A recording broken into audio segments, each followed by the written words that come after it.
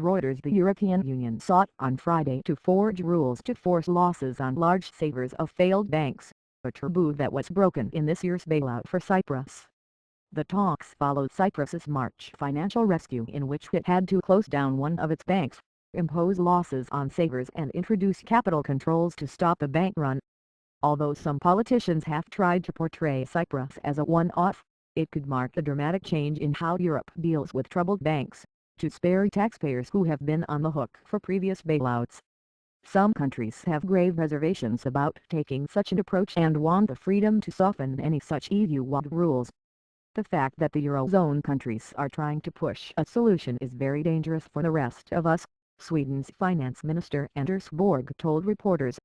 The European Union spent the equivalent of a third of its economic output on saving its banks between 2008 and 2011, using taxpayer cash but struggling to contain the crisis and, in the case of Ireland, almost bankrupting the country.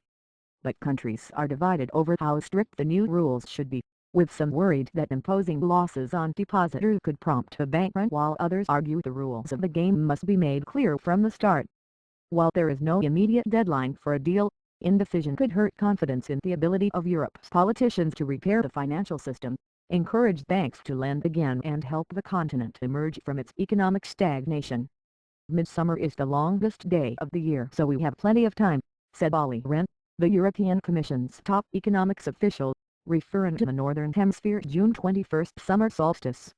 The 300-page draft EU law that forms the basis of discussions recommends a pecking order in which first bank shareholders would take losses, then bondholders, and finally depositors with more than €100,000 £85,558 in their accounts. EU countries would be required to follow these rules when closing banks. The regime to impose losses on savers, whether wealthier individuals or companies, could be made stricter within the Eurozone, in particular for banks seeking help from the Single Currencies Rescue Fund. Nothing is insurmountable. A central element to ensure the Eurozone's long-term survival is a system to supervise, control and support its banks, known as banking union. Although not part of the same project, common rules in the wider European Union are considered a stepping stone towards the Eurozone's banking union. Agreeing EU-wide norms would address Germany's demand that European rules on closing banks be in place before the 17-nation Eurozone's bailout fund can help banks in trouble. Eurozone finance ministers agreed late on Thursday to set aside €60 billion to help banks via the fund, the European Stability Mechanism, but with tough conditions. If agreed, the rules would take effect at the start of 2015, with the provisions to impose losses coming as late as 2018. Still, the idea divides countries with big banking sectors which have the most at stake in any financial crisis.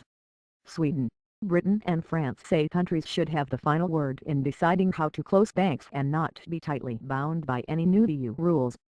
But Germany, the Netherlands and Austria want regulations that will be applied in the same way across all 27 countries in the European Union. They fear that granting too much national leeway would undermine the law. While Sweden is adamant it must have as much control as possible over how it deals with its banks, France's finance minister Pierre Moscovici signaled Paris is open to compromise. France wants flexibility, but it is willing to agree to some limits, Moscovici said. Nothing is insurmountable. Additional reporting by Martin Santa, Ethan Bilby, writing by John O'Donnell and Robin Emmett, editing by Stephen Nisbet.